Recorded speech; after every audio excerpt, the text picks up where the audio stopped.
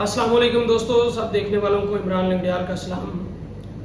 दोस्तों, आज का वीलॉग शुरू करने से पहले मैं आप लोगों से एक रिक्वेस्ट करना चाहता हूँ कि मेरी वीडियोस को शेयर करें, लाइक करें, मेरे यूट्यूब चैनल को सब्सक्राइब करें। इंशाल्लाह बहुत जल्द आपको मुख्तलिफ टॉपिक्स के ऊपर हम इंफॉर्मेशन की वीडियोस बना के देंगे।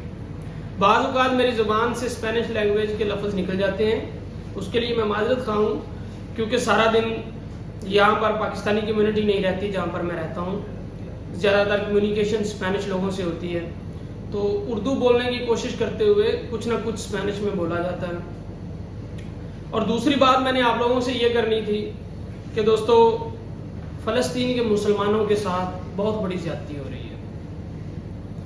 हम मुसलमान होने के नाते इस चीज़ की पुरजोर मजम्मत करते हैं और पाकिस्तान के अंदर पाकिस्तान के वज़ीर ख़ारजा से यही अपील करते हैं कि वो मीडिया में आएँ और मीडिया में आके ज़्यादा नहीं तो एक बयान तो कम से कम दें, मजम्मत तो करें इस बात की कि फ़लस्तीन में मुसलमानों के साथ बहुत बड़ा जुल्म हो रहा है और मस्जिद अक्सा की बहुत बड़ी बेहुरमती की गई है। हम इसकी पुरजोर मजम्मत करते हैं।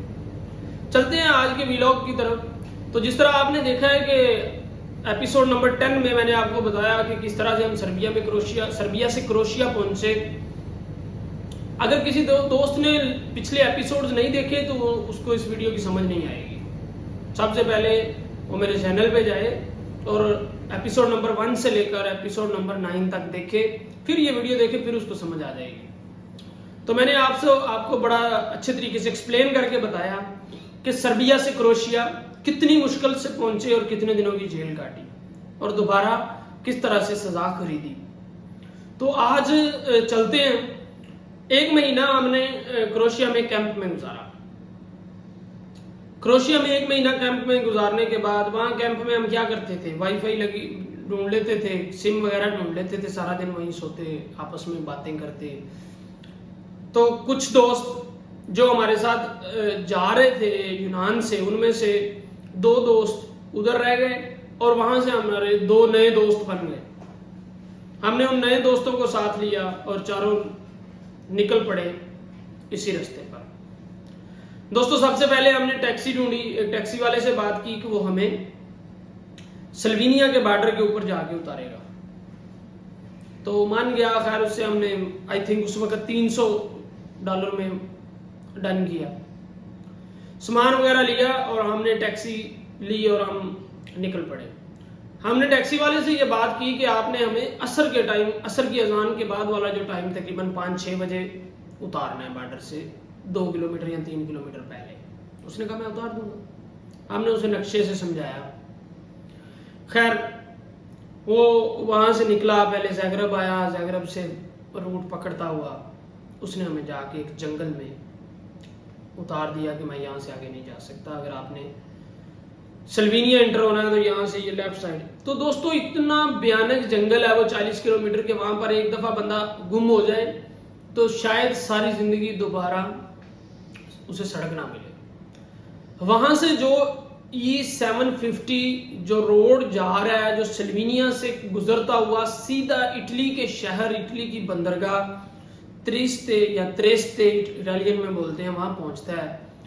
उस रोड के साथ साथ हमने जाना था कि वो रोड हमसे गुम ना हो, मगर इतना दूर हमने रहना था कि हमें ना तो कोई बंदा देखे और ना कोई गाड़ी गुजरती हुई हमें देख सके।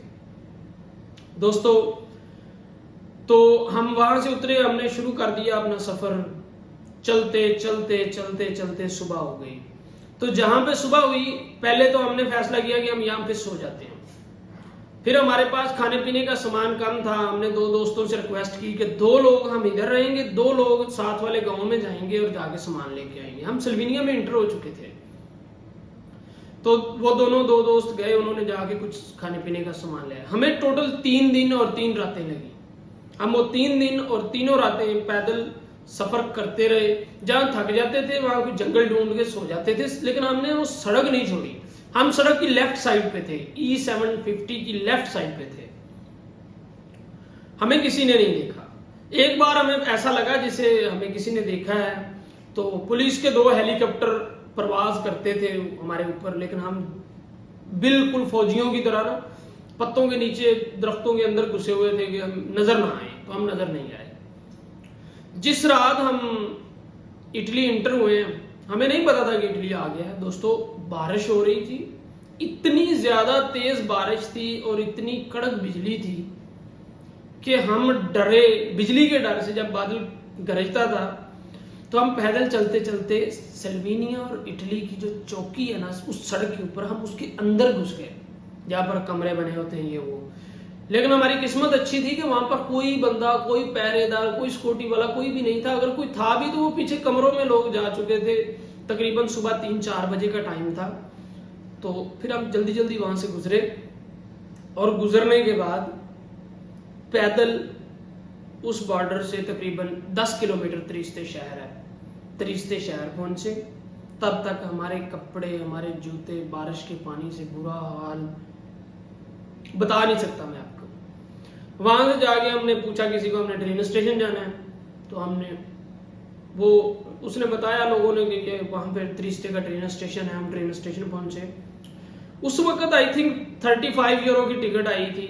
हम त्रिस्ते से मिलान की टिकटें लेके बैठे थे, चारों लोग। मिलान आ गए, मिलान पहुंच गए इटली। हम बहुत खुश थे और साथ परेशान भी थे, क्योंकि ना कोई जानने वाला था, ना कोई बड़ा, ना कोई गांवों का, ना कोई रिश्तेदार।